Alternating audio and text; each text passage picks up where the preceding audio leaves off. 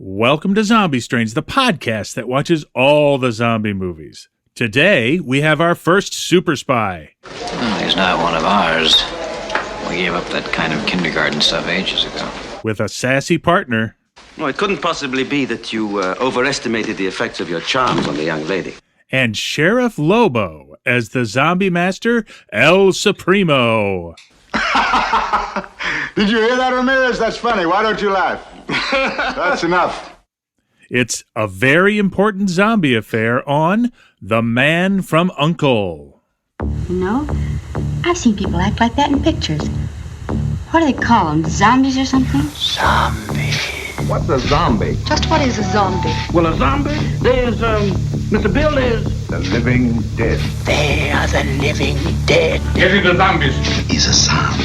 Because a zombie has no will of his own. Against an army of zombies, no armies could stand. What is wrong? What is wrong?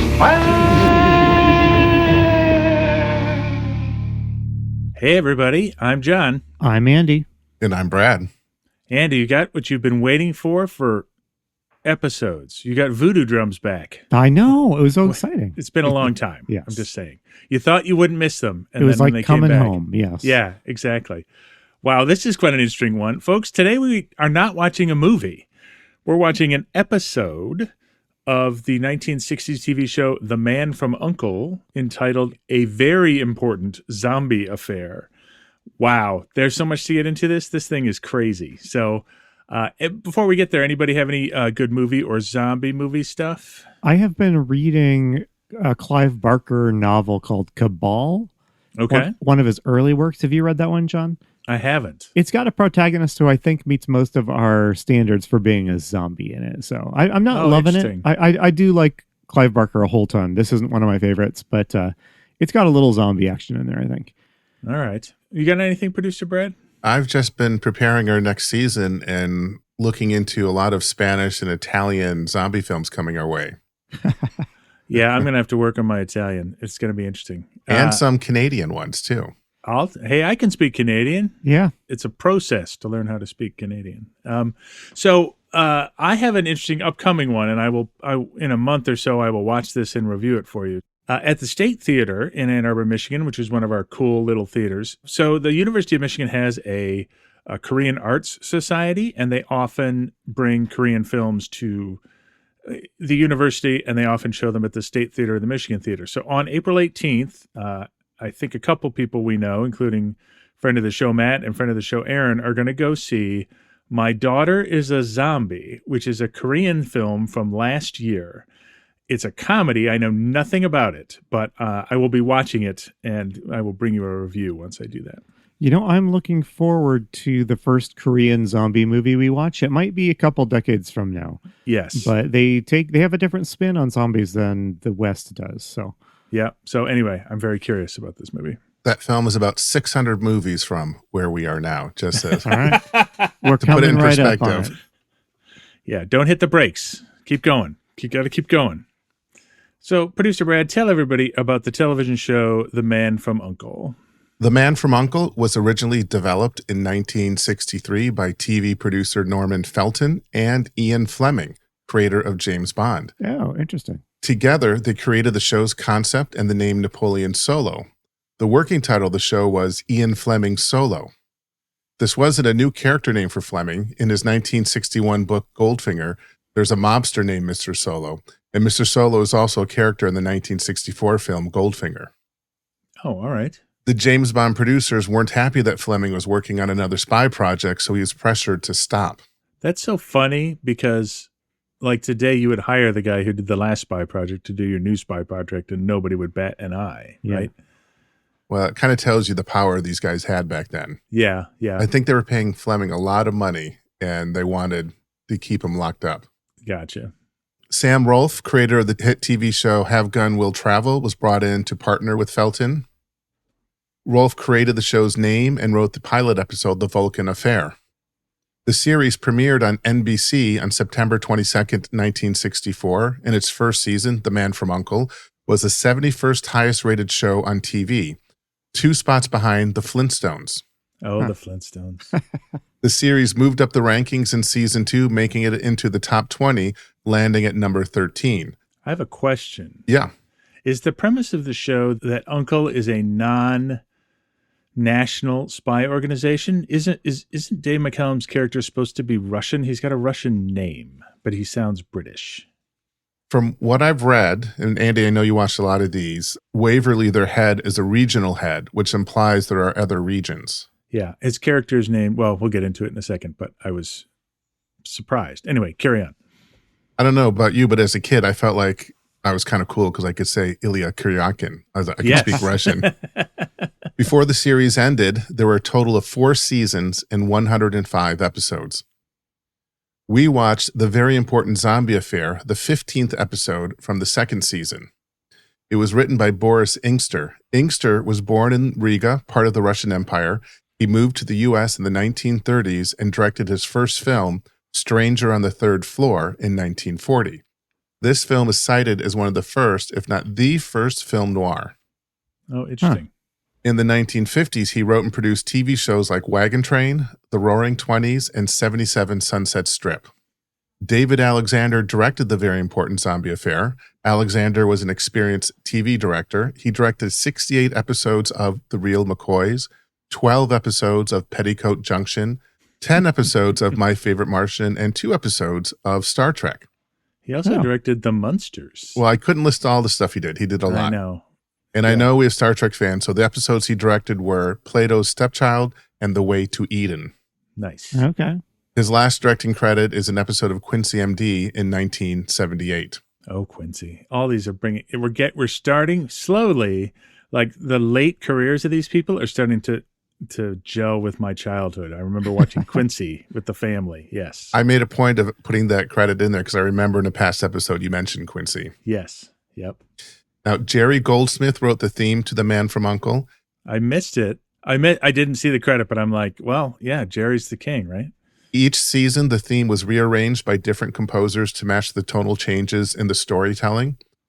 Gerald Fried scored The Very Important Zombie Affair and 45 other episodes. Fried was a childhood friend of Stanley Kubrick and scored Kubrick's first 4 films. Oh, wow. So just so like to bring the non-complete nerds into the fold, Jerry Goldsmith created the Star Trek Next Generation theme song, correct? He did. Fried also worked with our favorite zombie film director, Edward L. Kahn, on the 1958 film Curse of the Faceless Man. Huh. He composed for many TV shows, and you've heard his work. Rawhide, Gunsmoke, Gilligan's Island, Star Trek, and Lost in Space are just a few. Wow. For Star Trek, he composed the Amok Time episode, which featured the ritual ancient battle. See if you remember this. Oh, heck yeah. I think there was an episode of Futurama, and I might be wrong about this, where they said, let's now play our national anthem.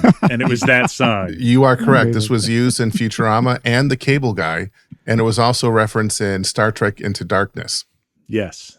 Now, Fried was nominated for an Oscar in 1977 for his score to Birds Do It, Bees Do It.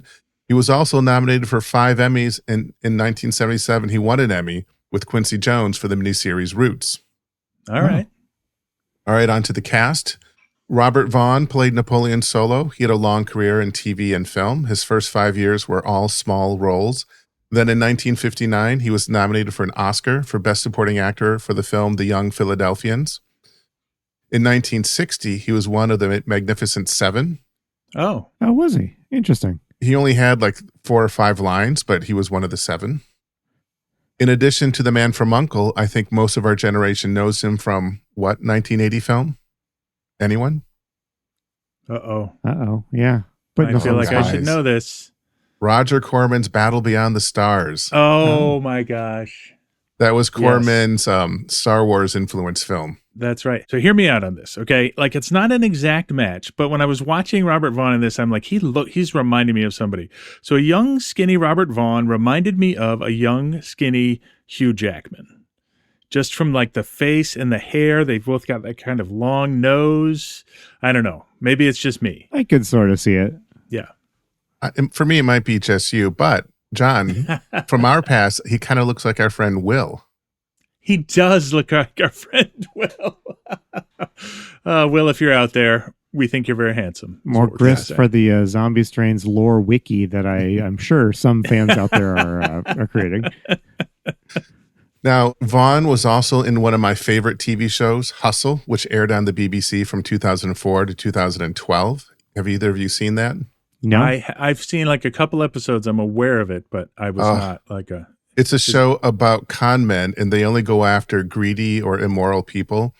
And Robert Vaughn plays the elder statesman who insinuates himself into... He gets the mark that they then go after. Nice. He's so smooth, and he always has been. Yeah, he's great. David McCallum plays Ilya Kuryakin. He had 2 breakout roles in the early 60s. He was in Billy Budd and The Great Escape. The role of Kuryakin was intended to be the sidekick to Napoleon Solo. The part was expanded because McCallum and Vaughn had great chemistry, and McCallum created a character that the audience loved.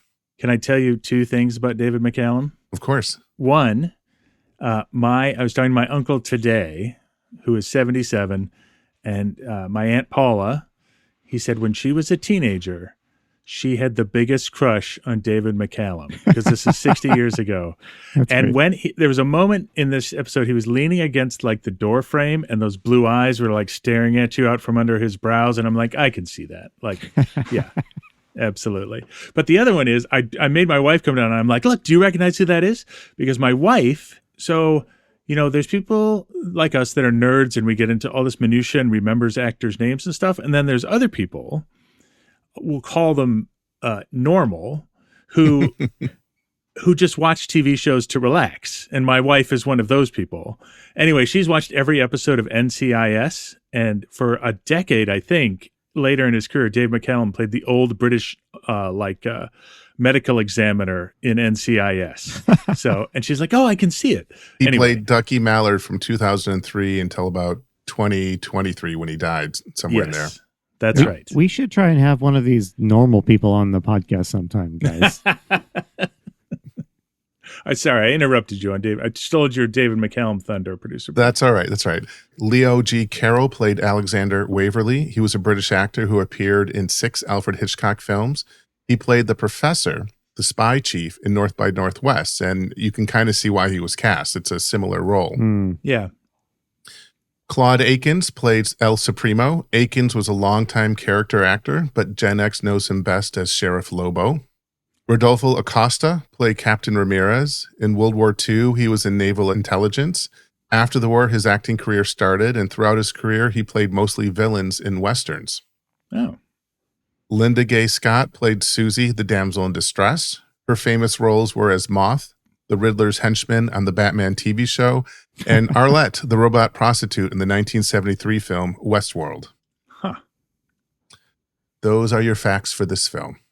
Wow. All right. That's a lot. That's a lot to kind of think through, to be totally honest. So, yeah, so there's a lot going on here I want to get into, but do you want to do like the historical context, Andy? Yeah, for sure. All right. So there's 2 things I want to hit on with historical context. One, so we noted about some of our earlier movies, the kind that they were cranked out in like 2 weeks. That those movies had an interesting ability to reflect what was going on right then in the national zeitgeist, in a way that more modern movies, which might take like 2 years or so to make, they're always going to be a little behind, right?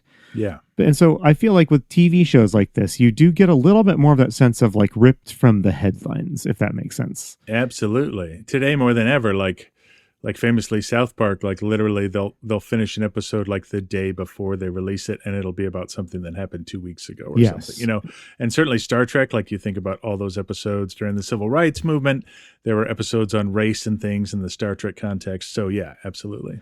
Yeah. So this, to the extent that this episode of The Man from U.N.C.L.E. can be ripped from the headlines, it is pulling on American obsession with the country of Cuba.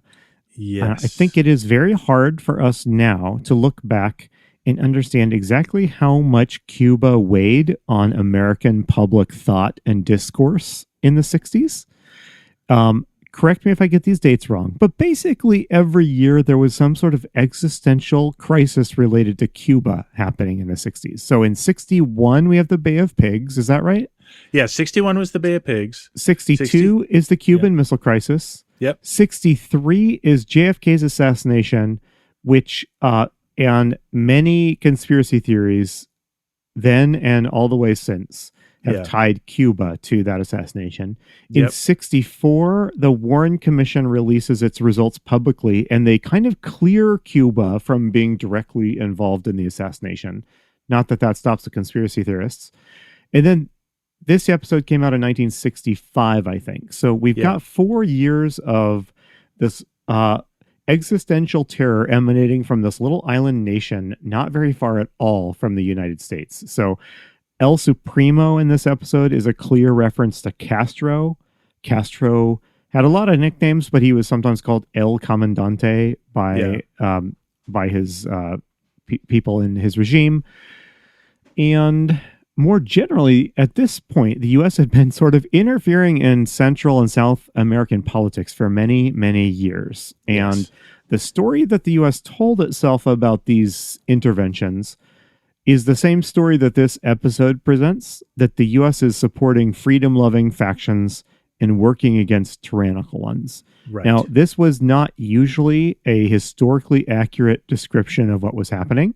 Correct. But it is a powerfully attractive story, and you can see why Americans latched onto it. That is the story that is the lens through which growing up, I understood most of this period of American history. So right, and what I love about that is that they at the end, spoiler for the end of the episode, they kill El Supremo, or El Supremo dies, depending on your perspective, and the nice Democratic guy gets into power. And I took a note that was like, 100 episodes, they probably could have saved the whole world in 100 episodes with how easy that was. Yes, it's this American fantasy that if we could just get the right person in charge, an entire culture can change. And like, obviously that's a little crazy to us as adults, but it is a nice story, right? Yeah, it is. And so that's what I had to say about the Cuba connection. I had one other thing, but John, did you have any other additional comments? So when I didn't make the Cuba connection initially, I did eventually. But what I wanted to say is, clearly this is an episode about voodoo. And the voodoo starts early, and then everybody has Spanish-sounding names or Hispanic names.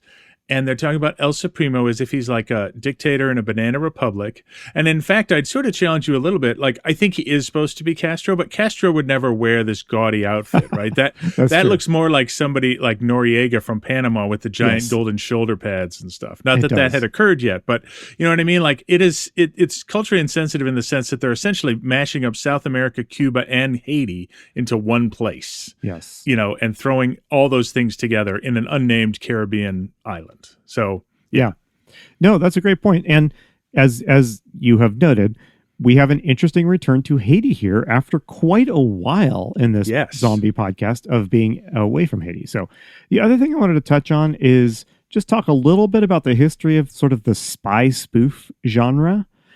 Is this a spoof though? So I think that it is. It falls into the category, I think, of the more outlandish Bond films in that they are not making fun of themselves exactly, but I don't think you're meant to take any of these characters very seriously. I'm open to disagreement with that. No, and a couple of times I was thinking, I had thought like, that's fake or that's dumb. And then I'm like, John, that's not. You're thinking about the wrong show. Yeah.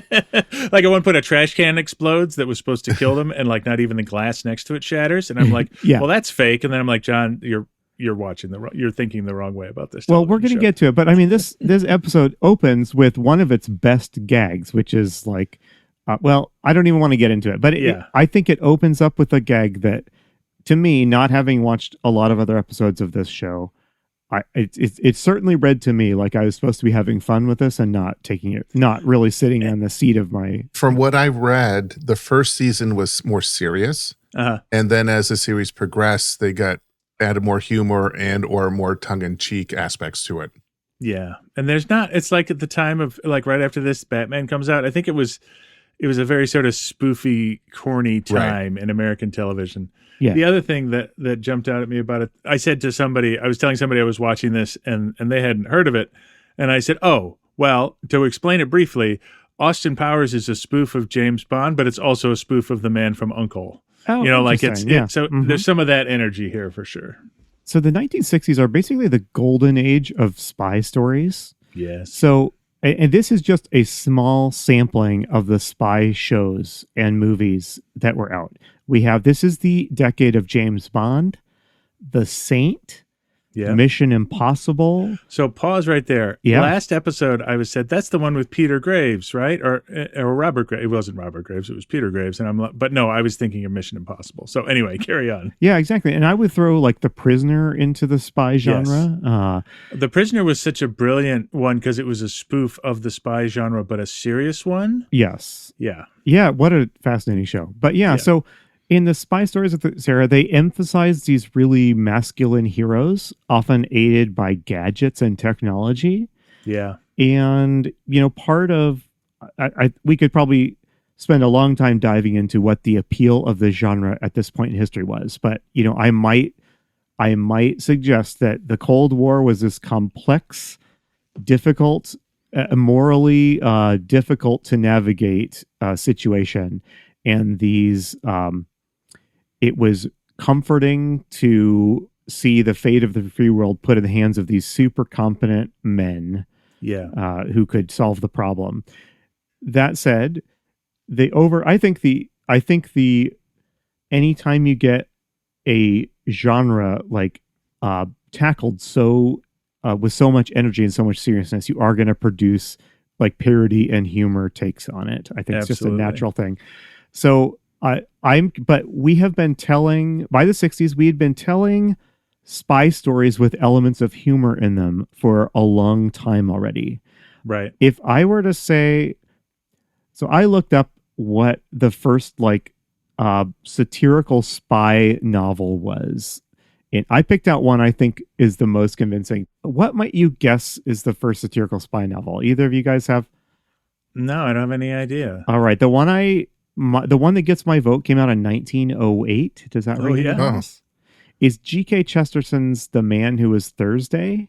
I don't know that one. If you haven't read that book, well, first I'm about to spoil it. But the premise of that book is this guy is assigned to infiltrate this cabal of terrorist masterminds. And the big reveal at the end of the book is everyone else on the leadership board of the terrorist group is an agent assigned to infiltrate it. So the book itself, it's not like a ha-ha comedy, but it's clearly poking fun at sort of like the paranoia around that you get around spy stories. Yeah. And even people who are really into spy story and spy lore, like I've heard more than one historian say, like, I'm not sure all the spying we did in the Cold War accomplished anything at all other than stop the other spies, right? Like it's a self-fulfilling industry in the same way the high fashion industry is, right? It's like, it's not that you don't need it for national defense, but it is far less effective than you think because the other team is also doing all the same stuff. Exactly. You know what I mean? And so it's sort of like a zero-sum game of not really helping in a strange way. So just a couple years before this episode came out, my favorite satirical spy story came out in the form of a novel.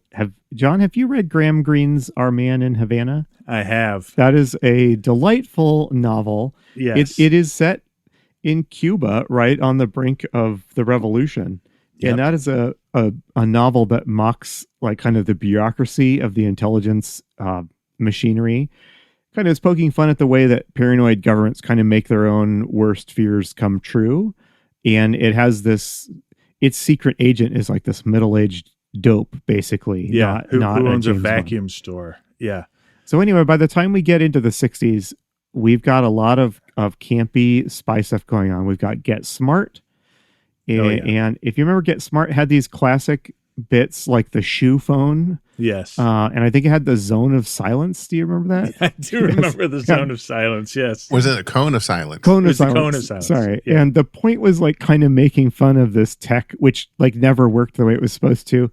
Yeah. And to suggest that these people are more clownish than professional. So, and then we had our man Flint, and then you guys told me about this weird 1967 Casino Royale, which was like a weird spoof of itself. Is that right? Yeah. So, and even James Bond, the King, right? Like on Brad's other podcasts, Multiplex Overthruster, like and subscribe. They just did Never Say Never Again, and you essentially assessed it as also a satire of Bond movies in a sense, right? Like it's a movie that's never made more fun of Bond than any other movie. And even in the Bond movies, they're filled with sort of wry humor about what's going on. Yeah. You know what I mean? Yep. And he's supposed to be the serious one. Well, on Her Majesty's Secret Service, the first movie without Connery, the first thing the new Bond says is, this never happened to the other guy. Exactly.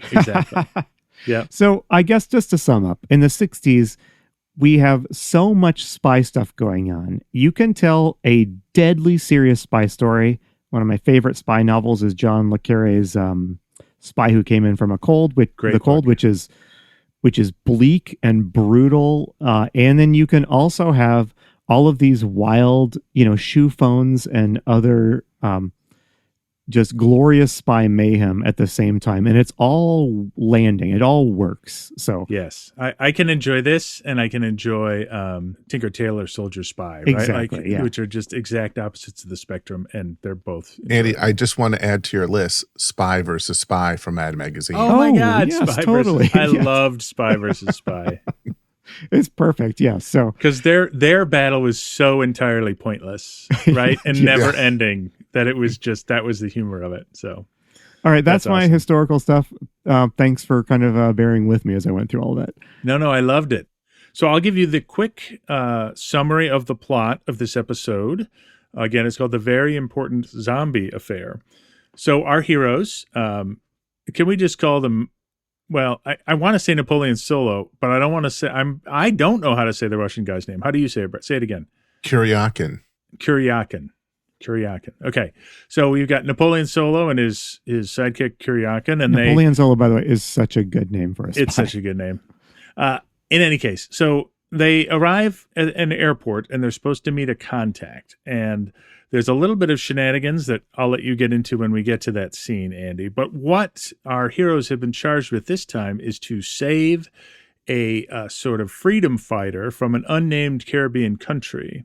However, the rulers of that country are trying to kill him. So Napoleon Solo and Ilya are trying to get to this guy and save him before the dictatorship can bring him back to this unnamed island in the Caribbean.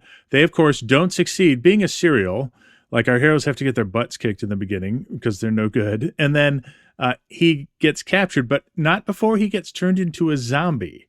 So his wife brings him back to this island to get unzombified, and he is stuck under the dictatorship of an El Supremo who has the number of our spies, and it seems they're going to be killed or turned into zombies until they turn the tables on El Supremo, create a voodoo doll of him, and kill him with fear.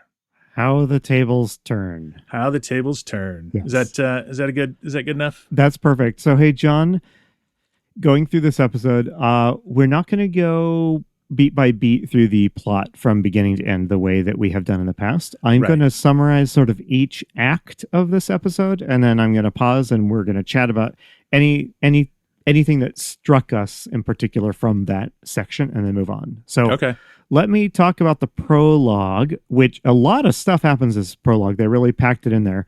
This is the setup for the episode that happens before the credits roll, essentially. Right. So, as you mentioned, John, so the episode opens, Napoleon and Ilya are at an airport. They're spies. They work, I guess we haven't actually said this yet. They work for U.N.C.L.E, which stands for United Network Command for Law and Enforcement. Although, Brad, before this episode, you told me that they did not intend the word uncle to actually mean anything. I think the original intent was it to be vague. Right. And not explain, but someone along the way felt the need to explain it. Yeah, something like that can't exist in the wild forever. So anyway, Napoleon and Ilya are at an airport to meet their disguised contact, who is going to give them the location of their next mission. And this is a setup for this episode's first great gag, because comically there are two people that match the description that they've been given of their contact. Yes, and it's a straw hat with a green band. Yes. So they get their information from the first person, and then they're like, oh, hey, there's that other guy could this other guy be our contact? And this second guy though, is secretly a bad guy. And he gives them something that then explodes. It's like a bomb, and it almost kills them. What did he give them that blew up? So here's what I think actually happened. He didn't give them anything. What he was trying to do was lure them near the trash can where the bomb was held, and then he would leave and they would be killed by the bomb. That's what I think he was trying to do. Okay. But he handed them a matchbook. He handed them a matchbook, just like their first contact, but I don't think that was just a lure. So I love this opening. I do have to say, it made me think that the rest of the episode was going to be madcap hilarity like this. No. And in fact, the rest of the episode is like kind of serious, just regular spy stuff. Until you get to Susie from Louisiana, who is our comic relief. Yes, exactly. I have to admit that I watched this 2 or 3 times when the trash can explodes. Yeah. Because it was all in one take. And when the smoke clears, the can looks like it's metal and is blown out. I'm trying to figure out, how did they do that? Did they switch it out? Yeah. Did they I don't know. It was actually kind of impressive. Interesting. Now I'll have to watch it again.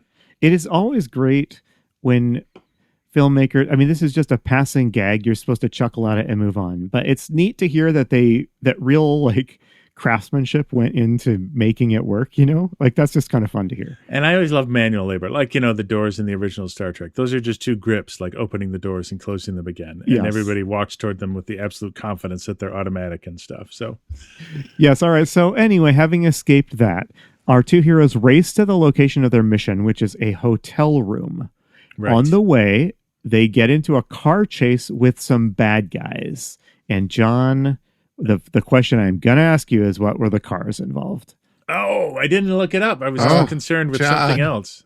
John, failed you. I had so much hope in you while I was watching this. Okay. I'm so sorry. Well, what I wanted to note here is, so the guy that tried to blow them up is in the car that's chasing them, and he doesn't change his hat. And I know that's so that we know it's the same guy. Yes. But I'd just like to point out that Napoleon and Ilya are spies, so presumably that would jump out to them as well. Yes. So I just want to say in my defense, I did identify a vehicle and a gun later. So I wasn't totally asleep on this one. I don't know what I was thinking. There was a weird gun later. I actually screen capped it and asked AI if it could tell me what gun it was. And it gave me a Mauser. It gave me a very wrong answer. So I know it. Let's get to it. And then I want to hear all about it. All right. So they do eventually arrive at the hotel though. But when they do, they find that the bad guys have beat them to it. And they are up in this hotel room trying to kidnap 2 people. This is a married couple, the Delgados. And we quickly learn that Mr. Delgado is an exiled opposition leader from this Caribbean nation. Later, it's referred to as La Puerta del Cielo, the gateway to heaven, I think. Right. I don't know if that's the actual name of the country. That would be a weird name for a country. But it would be. Anyway, so the bad guys are in here trying to kidnap Delgado and his wife. So these bad guys are presumably agents of El Supremo, the current dictator of this country. So there's a big fight scene where our heroes fight off the villains and save the couple. It was a kind of a fun fight scene, I'd say. It was. There's a wonderful flying, I think it was his double, but it's pretty convincingly. David McCallum jumps up, puts one foot on the chair, and does this flying kick across the other stuntman's face and then lands. It's pretty sweet. That's exactly what I had in mind when I said it was a pretty cool fight, was that scene. Now, to answer your question, if this is a spoof or not, Napoleon Solo in the fight gets knocked and locked in the bathroom. That's right. Okay, so yeah. So right now the scale is weighted towards satire. So yeah. Okay. But in the process, though, of driving the bad guys off, they learn that there's a supernatural element to all of this political spy mayhem, because the bad guys leave behind a voodoo doll with Mr. Delgado's face on it. And it panics him so much. Well, let's just pause here and let's hear the audio of that revelation. Drop it! It is voodoo! Look at the head. Is there a face on it? Matter of fact, I believe it's yours. No! see it. So that music in the background, I just inject that straight into my veins, by the way. Yeah, for real. But yeah, so when Delgado realizes that his face has been pinned to the face of the voodoo doll, it panics him so much that he collapses and he has to be taken to a hospital. And that's where our credits roll. So yes. John, that is our big setup. We've had some spy action and we've had a little bit of voodoo freakiness. So any thoughts, anything that you want to call out here? Just on that last clip, his voice, Robert Vaughn's voice is so smooth in that, that's just how he sounds. He sounds like when you hear people screaming and the calmness of his voice, it sort of highlights what you were saying is these confident, cool people, like in the middle of people panicking about being stricken by a voodoo curse. He's like, it appears to be yours. Like he's totally. Yes. Yeah. So do you want to talk about so what are their characters like based on this one episode? What is this duo of heroes like, John? So Ilya and Napoleon are, I don't want to say flip, but they don't take any of this seriously. Yeah. Right. It's not that they don't want to do their jobs. They do. But when they find there's no urgency to them as there would be in a modern action movie. Like when they find out that the villains probably have gotten there first, they're like, well, we should probably head over. It's that same cool collected indifference to their work throughout, regardless of circumstance. Napoleon almost has a sort of deadpan delivery of almost all of his lines. Like he's enjoying all of this from a slight remove. Yeah. I'd say it works, Yeah, I think so. Well. Yeah. If I may interrupt with breaking news. Please. From cars. Internet Car Movie Car Database. The cab that our agents are in is a Plymouth Belvedere. Okay. And clearly the show is sponsored by Plymouth because what car was following them, John? What have you been waiting for? It's not a... Oh, no. Is it? It was my chance and I missed it? It's a 1966 Plymouth Sport Fury. Oh, my God. It's not the exact one, but after all this time, the words Plymouth and Fury were together. Yes. It was my big chance and I blew it. You blew it. Oh, listeners, mark this date down because this is the date. Yeah, I'm never going to forgive myself. Oh my God! All right, what are we doing? Can we just end the podcast? Close down this podcast. Yeah, good. Okay. Heavens. Anyway, all right, let's keep going. All right. Anyway, okay. Picking up the plot again. So the credits have rolled. I almost actually grabbed audio just because the theme song really is so delightful. Brad, you talked about that, about the composer at the beginning, but it really is a great spy soundtrack if you want to fire something like that up. So they've got Delgado in the hospital recovering, but while he's there, agents of El Supremo infiltrate the hospital and kidnap him and take him back to this unnamed country. Our heroes suspect that Delgado's wife, who has also vanished, they suspect her of having been involved in this. She's a double agent. Right. I wasn't very convinced that she was a double agent, but I don't know. So our heroes then are dispatched to La Puerta to try and get Delgado and his wife back. So they check into a hotel. Yeah, I love this. In perfect James Bond style, they just use their own names. Yeah. I have a reservation under Napoleon Solo. Yes. And the villains know who they are. It's so great. It's just common knowledge that they work for Uncle. It's just very funny. But unlike Bond, he walks up to give his name and the guy behind the desk says, wait a moment. And he goes off to deal with the problem and he leaves him standing there. Bond would get the full attention. That's right. That's true. Okay.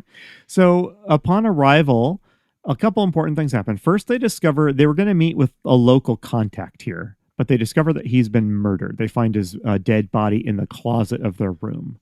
So the regime of El Supremo is onto them, basically.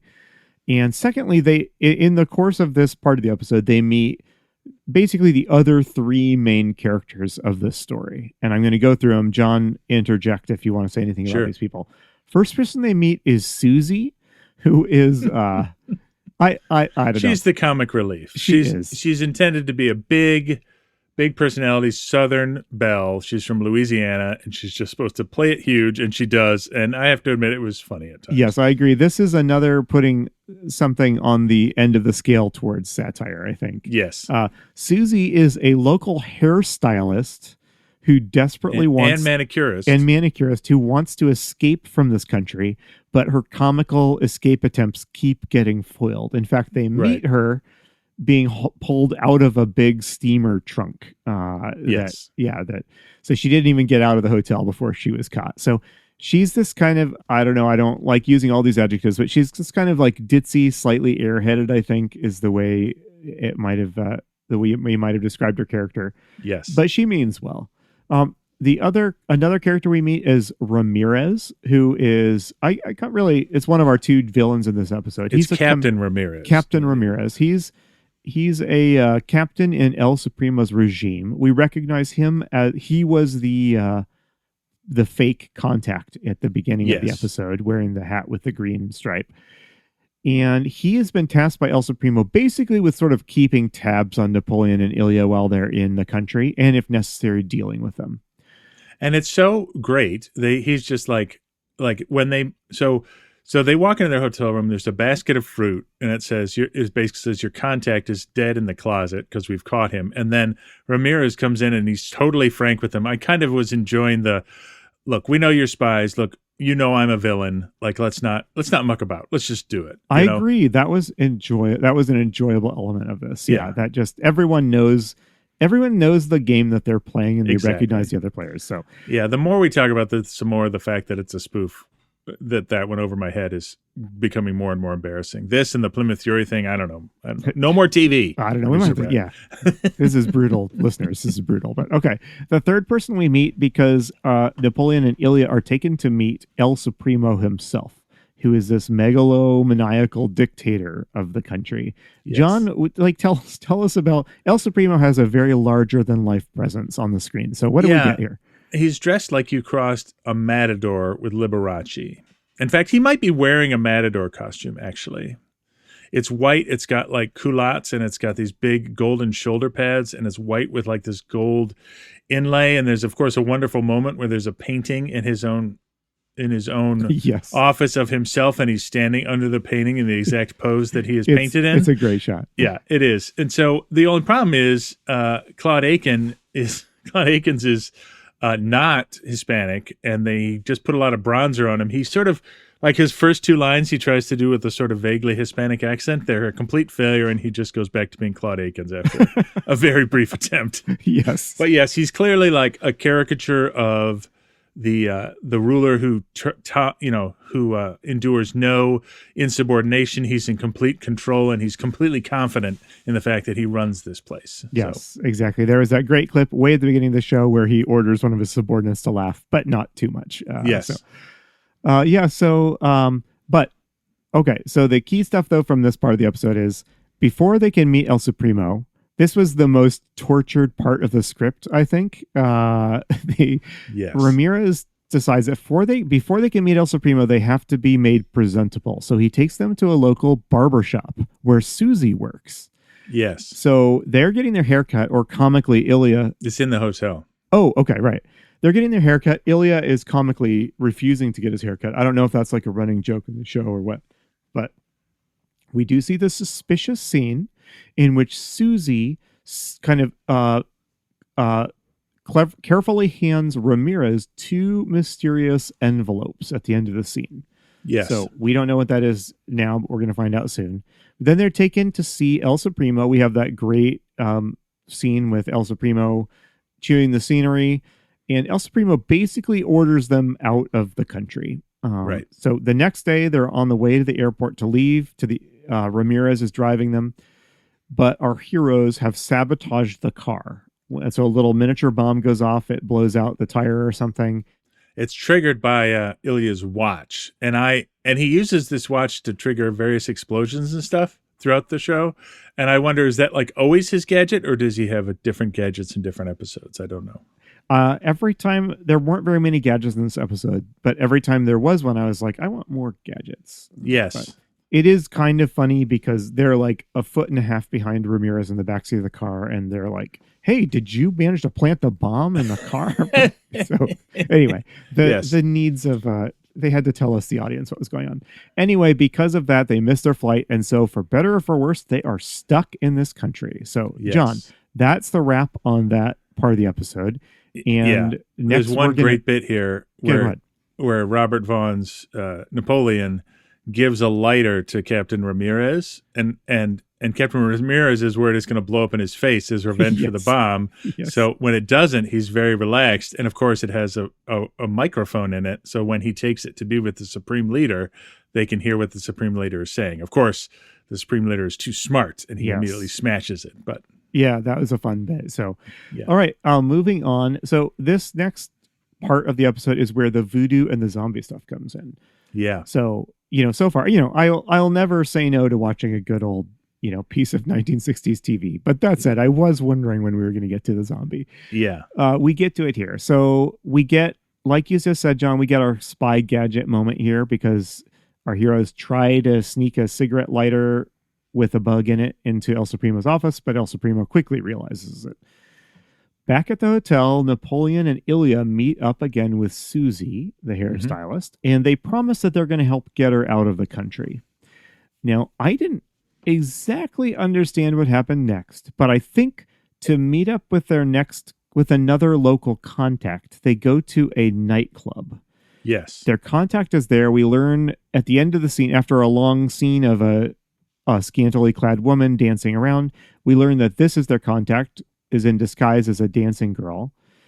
And what was the contact? What information did the contact pass to them? Was it like the location of Delgado is being held? Yes. Okay. So they went there, they had a special coin, and she was dancing around, and then at the end of the dance, everyone throws coins at her. And so when he threw his coin, she saw it, and she had a flower tucked behind her ear. She threw it to Robert Vaughn, who caught it, and there was a message in the flower that said this is where Delgado is. So they've received all the spy information they get in bizarre ways, like in a matchbook or in a flower. It's just all about where the same person is throughout the episode. Like that's all the tips they get. You know what I mean? Like, and it's just interesting to me. They're not really working very hard. They're being like hand-fed this information. They're so relaxed. Yes. They're like, well, we'll figure it out. It'll like somebody else risked their life to get them all of the information that oh, that's too bad. Yeah, exactly. So anyway, Ramirez, though, shows up at the nightclub with a truck full of troops. And Ramirez threatens them not with imprisonment, not with death, but with something even more sinister. So let's hear that clip. I'm only trying to give you the good news. El Supremo has changed his mind. You won't have to leave. In fact, you may remain here indefinitely. And how long is indefinitely? I suppose I should be enjoying all this since I've had nothing but grief since you came here. But I'm really a very soft sentimentalist inside.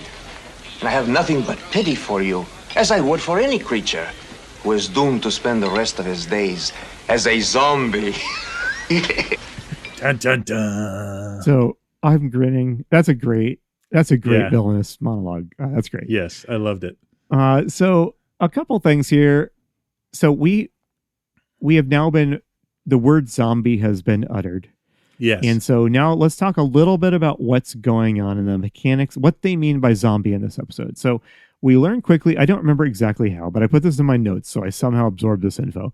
To make a zombie, you have to have a personal item from the intended victim that you intend to zombify. That's right. Astute viewers will remember Susie handing Ramirez those mysterious packets in the barbershop. Yep. So Susie, this was supposed to be Napoleon and Ilya's hair, taken when they got their haircut. But we learned that Susie has tricked Ramirez, and she switched out the hero's hair for Ramirez's own hair. Yes. So Ramirez, I don't want to take this too seriously, but it might be worth talking about. In this episode, the fear of becoming a zombie is more potent than is like what causes people faint and stuff at the news that they are being targeted for zombification. And so when Ramirez realizes that it's his hair and that he is now at risk of becoming a zombie, he freaks out, right? Am I understanding the scene correctly, John? And he freaks out and becomes a zombie. Now, you're correct, but also earlier, and we didn't discuss it because it's not really that important, but they do use the word psychosomatic. So yes. I think they're saying, without saying it, that this isn't real magic. It is just induced fear, psychosomatic fear of becoming a zombie, which doesn't make any sense, but that's where they're coming at. And so, yes, but once Ramirez realizes the spell that has been cast is actually cast on him, he collapses and then acts like a zombie. Yes, exactly. And I put a pin in that because I actually think that is one of the more interesting, maybe not a zombie first exactly, but it's something I do want to pull out of this in our wrap-up discussion. Let's see. So, okay. We then switch over to El Supremo, who is pacing around a mad scientist lab. Yes. And I like that El Supremo does his own chemistry. I do too. We haven't mentioned it, but El Supremo has a monkey. He does. A very sad-looking monkey. It doesn't like hop around or squeak or anything. He just carries it around. It's very sad. Do I understand correctly that he is trying to spread the rumor that the monkey is the previous ruler of the country, that he's like magically turned into a monkey? Yes. Okay. And it wears a little outfit. Yeah. It's dressed like El Supremo. Yes. So I guess it's kind of funny if this monkey didn't look so depressed and sad. Yeah. What was the last? We've had at least one other movie with a monkey that caused a lot of mayhem. Yeah, the one that it was Zombies on Broadway. Yes, where Bela Lugosi was vexed by this monkey. Yeah. And the monkey like stuck the needle in somebody, turning them into it. It was a very yes. And there's a gorilla in Teenage That's Zombies, right. Yes. I believe. That monkey in Zombies on Hollywood is having more fun than this monkey is having. Yes, this monkey's just being, poor thing's just being carried around. Yes. Yeah. Anyway, what is playing on like recorded tapes in the background of El Supremo's lab? Right. So he's playing the sounds of a voodoo ritual as he is doing this chemistry to make, in this case, he's making a drug to de-zombify Ramirez, but presumably he makes his drugs to create zombies here too. So he's playing the recording of a voodoo ritual. So that is really interesting to me.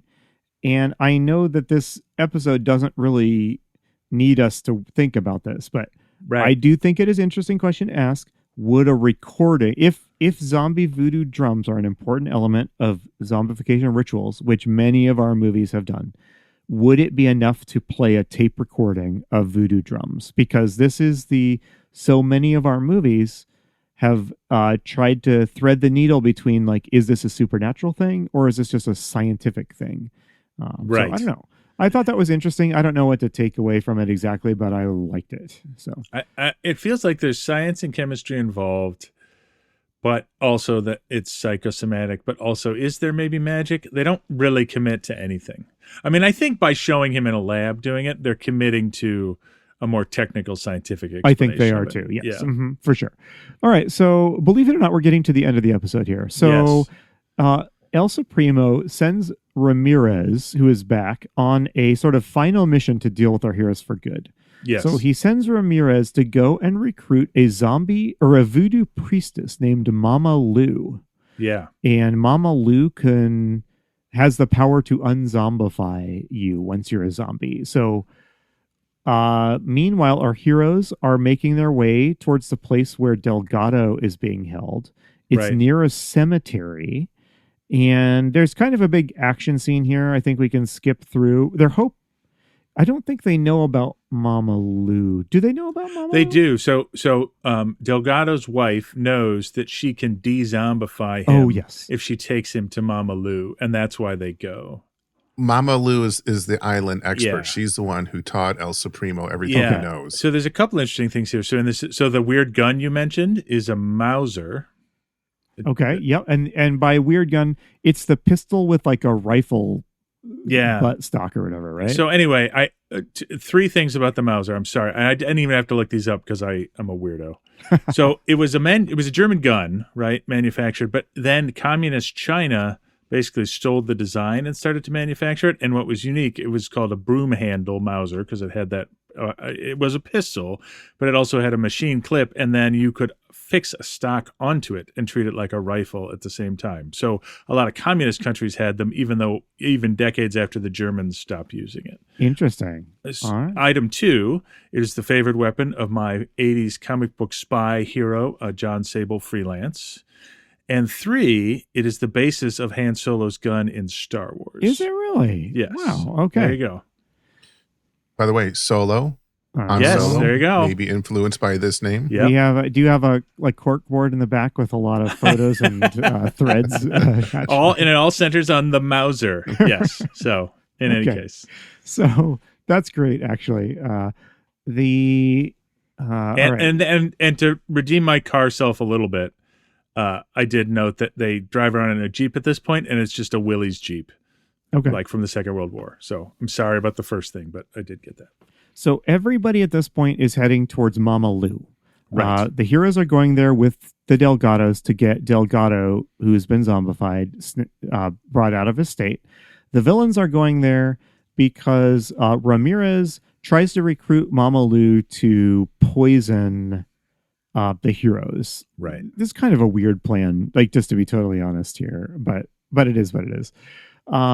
So on the way to Mama Lu, our heroes come across a group of local people who are kind of listlessly roaming around doing physical labor.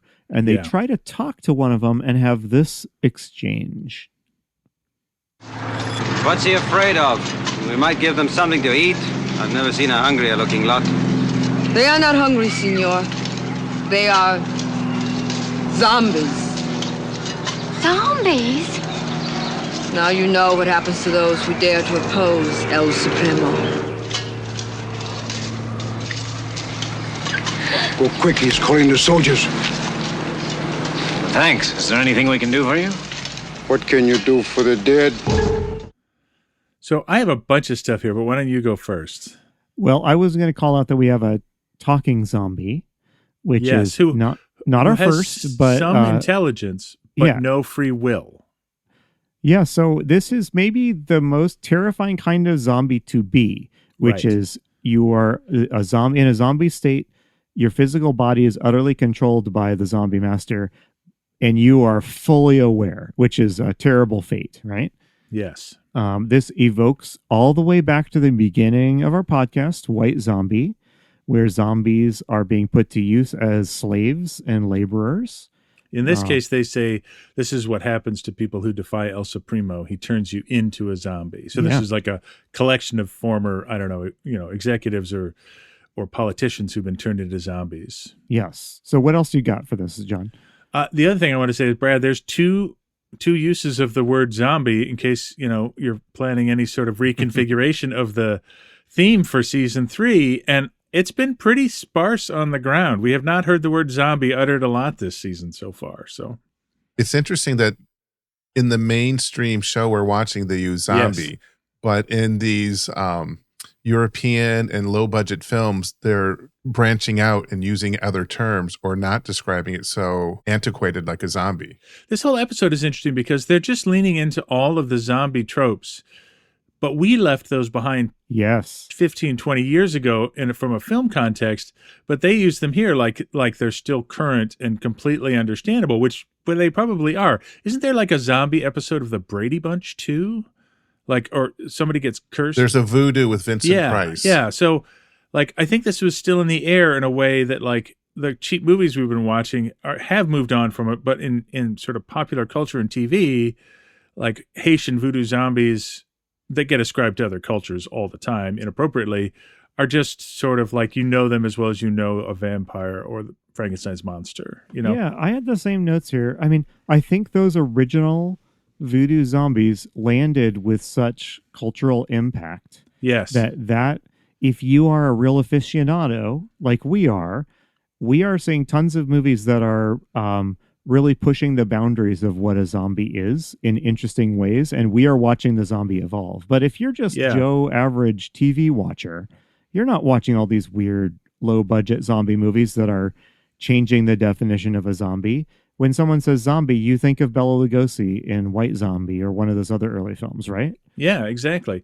And in a short time, you'll start to think of them in a completely different way, but we're not there yet. So as much as we've been seeing this vision of it building up to this new thing that we're anticipating with George Romero, to the rest of the world, that's not even happening. And see my previous note about how my wife is normal and just watches TV to relax. So. Yeah, exactly. All right, so hey, we're here at the climactic scene. And so a voodoo ceremony complete with drums and ecstatic dancing is taking place. And this is the biggest production in the whole show. Like the rest of it is just sort of cheap sets and walking around in the hotel lobby and stuff. And here we're still on a set. We're still inside pretending to be outside. But it's like the biggest sort of bit of the episode. And as has been in the case in other movies that have had this sort of voodoo ritual, what always strikes me is how much fun it looks. I know. Like, I mean, there's a woman doing ecstatic dancing, and she just can't help but smile. She's got this huge smile on her face. It's people great. are smiling; they're having a great time. It's the opposite of sinister, to be totally honest. And everybody's mugging at it like it's terrifying. Yeah. It's just so not. Exactly. Yeah. So the big question here is Mama Lou going to side with El Supremo and poison our heroes, or is she not? And but in fact, Mama Lou frees Delgado from his zombie state. She does this little ritual. I think she takes the potion that Ramirez has given her, but she adds something to it. Yes. Or she's poured it out and replaced it with. I think she adds another thing to it that actually frees him. I think she does too. Yeah. Does she cut him with a knife or something? She pretends to, but then he's not injured. Okay. So they show her moving a knife over his chest, but you just see the hilt of the knife. You don't see it touching his skin. And then you see his shirt open, but there's no cuts or anything in it. Yeah. In the same way that several people get shot and there's no blood. Yeah, so earlier, I mean, it's not a surprise here that Mama Lou turns out to be a good guy.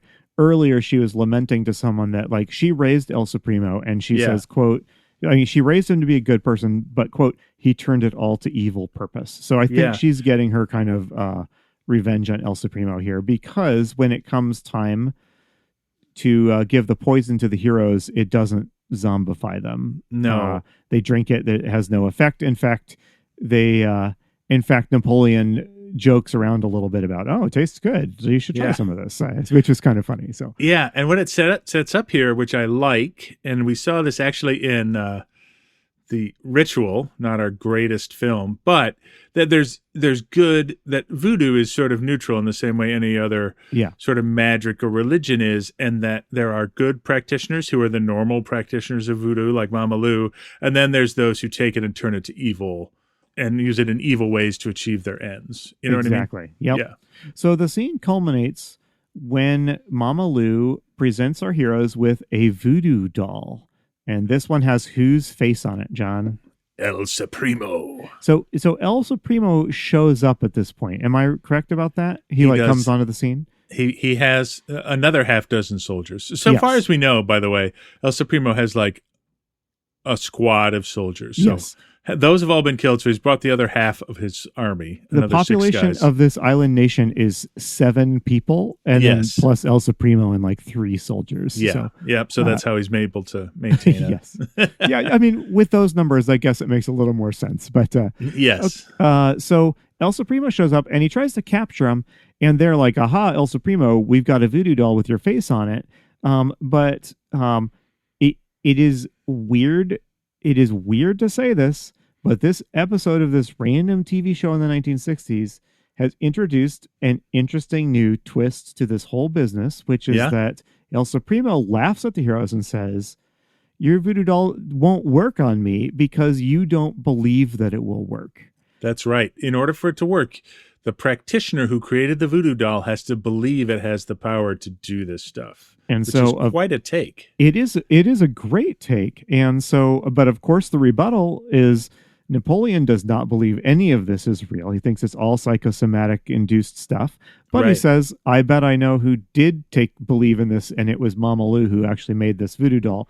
And El Supremo, so I actually you can see him start to waver. Like, I don't believe you. Yeah. So you see him start to panic. And then Ilya decides to test this out, the power of El Supremo's belief does he stab the voodoo doll? He's got like a blow dart pen, and he shoots the dart from the pen into the forehead of the El Supremo voodoo doll. That's right. And then El Supremo, I think we're led to believe it's a psychological thing. He believes that it would take effect. He clutches his head and falls over dead. Yes. But Ilya also says what Mama Lou. Oh, that's right. She directed them. Because Mama Lou has also cursed El Supremo, and that's what convinces. She says, right. Tell him I curse him. And then when Ilya repeats that, I think that's what seals it for El Supremo. Right. So El Supremo topples over, and that's basically the end, except for a comical little epilogue. So the world is saved. El Supremo's gone. Democracy and freedom have been restored to this Caribbean island. Delgado's in charge. And at the debriefing, we get one last joke. So put another thing on the satire end of the scale here. As they're talking about the voodoo doll, and their handler notices that the voodoo doll has a little label that says made in Japan. Yes. So the end. The end. Okay. That's a wrap on... I forget the title of this, but it has something to do with voodoo. A very important zombie affair. That's right. So, okay. John, shall we go right into our wrap-up questions? Let us do this. And actually, I am very interested to hear your answers to the 1960s questions, because I think this is interesting in a way that I didn't anticipate. So anyway, but you start. All right. So, John, in this episode of The Man from U.N.C.L.E., is there a hero party? There is. It's Napoleon, Susie, Ilya. I guess we could throw in the Delgados, but there's absolutely a hero party. And how do they do? They all survive? Do they all any survive? Of them die? They're fine. Yep. One of them gets turned into a zombie for a while, but bounces back. Yes. What type of zombie are we dealing with in this? So that's the interesting question. It is portrayed as a classic Haitian voodoo zombie. I don't think it's any coincidence, actually, that Susie is from Louisiana, where they also have voodoo, right? And so it's portrayed as that, but to Napoleon Solo, who's like the ultimate nothing bothers me rationalist, it's all psychosomatic and chemicals and drugs, and it's not real. You know what I mean? Yeah. Because when they talk about El Supremo's death, they say we literally scared him to death. Yeah. Not suggesting that hitting the voodoo doll did anything, but they scared him so much he believed it and died. Yeah. So it's a Haitian classic voodoo zombie from the film. So I shouldn't say actual Haitian, like a movie zombie. Right. But with this undercurrent of it's all in your head. You know what I mean? Yeah. Agreed. Is there a zombie horde? Yeah, there are. They go to that farm and there's like a dozen guys working in the fields. They're not very horde-like. Yeah, They're sort of wandering around. Swarm the heroes or anything, No. but there's maybe a dozen zombies or so. Yeah. How are zombies destroyed or killed in this movie, or maybe undone? Yeah, so there's a concoction, El Supremo, and there's a concoction that a voodoo practitioner can make that can un-zombify you. He does it for, El Supremo does it for Captain Ramirez, and Mama Lou does it for Delgado. So, it's a chemical that you give them. But it's perhaps suggested that, the chemical is like a placebo. Yes. Because what really snaps you out of it is you stopping believing that you're a zombie. Yes. All right, so let's see. How fast when you're in a zombie state, how do you behave? Are you fast, slow? You're subhuman speed. You're slow, and it's like you're sleepwalking. And we have established zombies can return to being human through the process we just described. And so are there any new zombie firsts or new zombie strains to be found here? I feel like there are. You named one. What did you say that felt like something new? It's the idea that belief, that the victim's belief is essential to their enthrallment as a zombie, right? I'm hesitant to say that's the first time this concept has been advanced. Right, because it might be in Ritual too, but again, Ritual's after this. That's after. Yeah. So it might be the most clearly articulated. Yeah. A number of our movies, I think, have suggested that the hold of the the zombie master is as much a psychological one as an actual supernatural one. Right. To me, this is like the mainstream TV show grabbing hold of different genres and taking the cross from the Dracula film, that it only works if you believe in the cross, that only protects you at that point. Yeah, just like they mashed up a bunch of countries in South America and the Caribbean, they mashed up a bunch of myths about zombies. Yeah, I'm glad you mentioned that, Brad, because this is a really common trope in horror more generally. Yeah. Like the power of belief. Like Stephen King's It, the whole point of that one is that you can only fight it if you believe, if you have this childlike belief that it's real. and stuff like that. It's really common in a lot of horror, but this is the first time we've seen it articulated in a zombie context. Yeah. All right, so we do have these four pillars of the zombie film. This is an episode of a TV show, so it's a different beast, but let's just go through these just for the sake of it. Yeah. John, in this episode of The Man from U.N.C.L.E., is the world threatened? No, not really. I mean, yes, but not by zombies, by El Supremo. Yeah, and it's like, and he has zombie technology, but it's not like he uses it at scale, right? So yeah.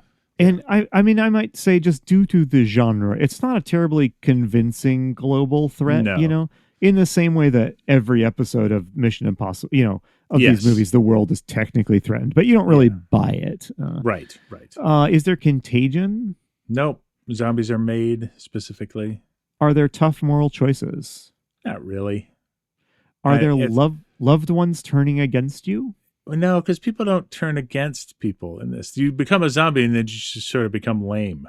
Yeah. Like you don't become like a snarling creature that tries to kill your husband or something. You know what I mean? So, yeah. No, I think there's no pillars in this, really. All right, I'm going to turn it over to you then for some 1960s questions. Yeah, so this is peak 60s here, right? So do we see an increase in violence and grittiness?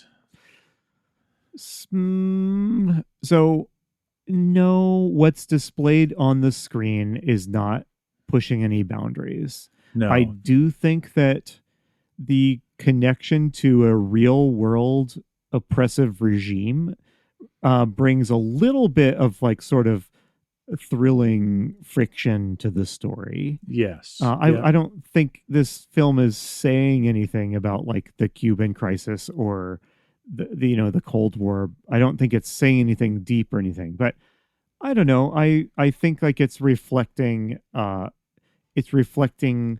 an awareness of like violence and tyranny that is in the air. So I'm going to say no with a little asterisk. Right. Do our heroes question authority? I mean, I know they work for U.N.C.L.E, but what do you think? I don't think that they question authority. And in fact, the whole idea of like kind of debunking voodoo and debunking this supernatural practice is really just something that science can explain as a psychological effect is kind of a very, very authority, the sort of thing that the Western American authorities would do. So I think they're agents of authority here. The most rebellious thing Ilya does is he's got like a groovy haircut and he refuses to get his haircut. Do we focus more on the hero's inner life, more personalized horror? Not really. I mean, again, with TV shows like this, you get to know the characters not because any individual episode really gives you a great glimpse into them, but simply because after a couple seasons, you've spent like 100 hours hanging out with them.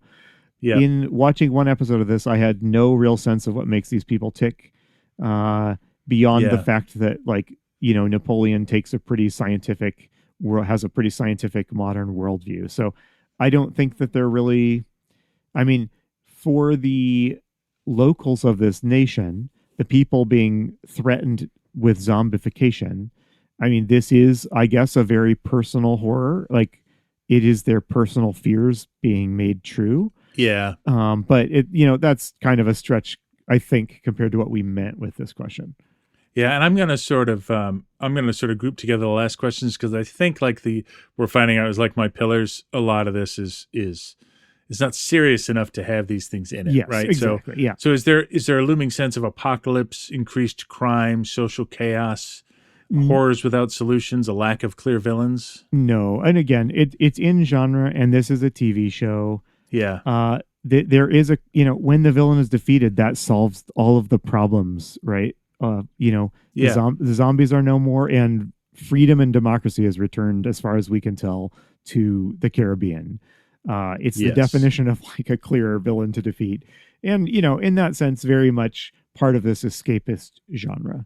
Yeah, I think what was so striking for me about this is it was fun. Like it was a fun episode of TV to watch, but it's very much like 60s TV. It's kind of low budget. It's all shot indoors on sets. Like it's, so it's kind of harmless, in a way. And it's in contrast to the movies like Rosemary's Baby is 1960. That is an edgy, no, it's later than that. Psycho is 1960. That's an edgy movie, right? That's truly terrifying. TV shows are not doing that, right? And they'll always be behind that. Like, even though we have horror TV shows now, compare them. I don't know if you watched the trailer for Undertone or Obsession or any of these new horror movies. Like, nobody's doing that on TV either. Yeah, exactly. I mean, the purpose of this medium at this point in time is to be toothless, honestly. Yes. Yeah. So yeah. I mean, all it's right. fun, but it is what it is. So, Yes. John, we always close with 3 questions. And so let's do that here. John, would you and I survive in the zombie world of the Man from U.N.C.L.E? I think we would look sweet in those 1960s suits. And so I think, yes, we would. I want to see John and Ilya Kuryakin's haircut. Oh. I would like to see me and Ilya Kuryakin's haircut. That's amazing. Yeah. All right. So is this a zombie TV show, or is this a TV show that happens to have a zombie in it? It happens to have a zombie in it because, as we know, they did 104 other episodes that didn't have zombies in them. Yes, So. exactly. All right. And so, John, this one's a little harder to answer, maybe. So do you recommend that listeners watch this episode of The Man from U.N.C.L.E? Just generally, is it a fun way to pass an hour? And do you recommend it specifically to the zombie loving listeners of this podcast as something that has interesting stuff to say about the zombie film genre? Yeah, so I'm going to go the reverse of what we would normally do in this situation. I'm going to say yes. Like nobody has to sit around and watch whatever's on TV anymore. But if you did, like if you were flipping channels and you came across an episode of The Man from U.N.C.L.E, like you would have a good hour. You would enjoy an hour of The Man from U.N.C.L.E, right?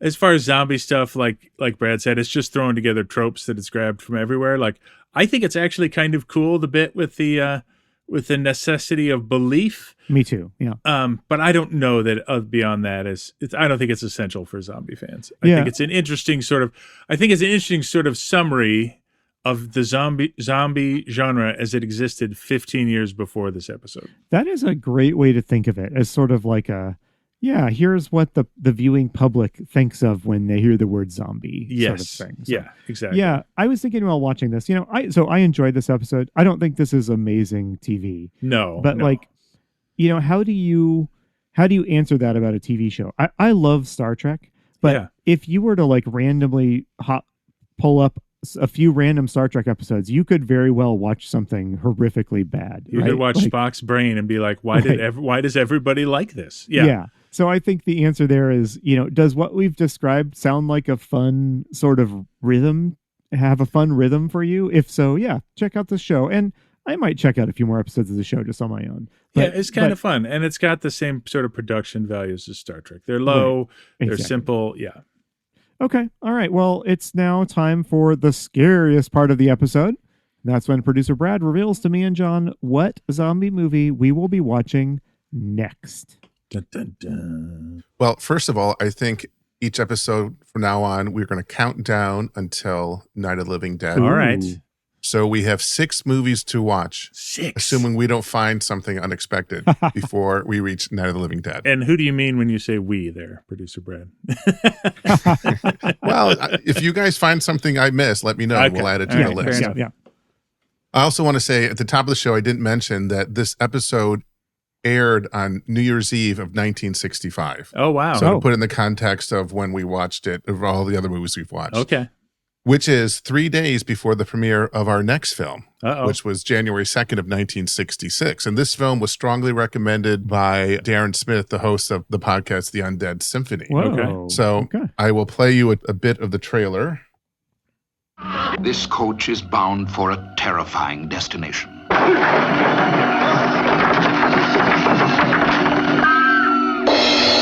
Dead. But no corpse can remain at peace in this village of the undead, this land of the zombies. In this place, no one is safe. No one can hide from witchcraft, superstition, and fear. Even Sir James Forbes, the clear-headed man of science, was forced to accept the horrifying facts. Young Martinus also says that he saw something on the moors, something that he insists was his brother. But we know that his brother is dead. We also know that he is not lying in his coffin. Someone in this village is practicing witchcraft. Are we going to watch a Hammer movie? We are watching The Plague of the Zombies. Okay. By the way, can I Nice. just say that was a great trailer narration. That was great. That was great. Is this the original poster? Because this looks like a postmodern. It does. Crazy poster. These zombies on this are green and they've got these white staring eyes. This poster is bananas. Do you want to describe it, Andy? Yeah, so we have some really freaky looking zombies. It's a horde of zombies. One of them is holding a woman in a low cut dress who has passed out from terror, presumably. Yes. And there is the most prominent zombie has red glowing eyes. These are all green. Their skin is all green. And he's got some sort of like a cross symbol on his forehead. Is that right? Yes. Okay. Yeah. This looks wild. It looks to me like we have a real horde of zombies here. Yeah, I'm just looking through the names. None of these are jumping out at me. So I'll be curious. It's obviously, It sounds, well, we'll find out, but I'm excited. So this is sweet looking. Next week, we're going to talk about The Plague of the Zombies. And if that excites you, please subscribe, tell your friends. The show is growing, but we'd like more and more people to listen to it because we love doing it so much. So, tell your friends. It's a delight. All right. Thanks, everybody. We'll see you next episode. You've been listening to Zombie Strains. We'll be back next episode to talk about another zombie movie. If you enjoyed our podcast, please take a moment to rate us in your podcast app of choice. Tell a friend. Follow us on Instagram at zombiestrains. All of this helps like-minded people find the show. See you next time.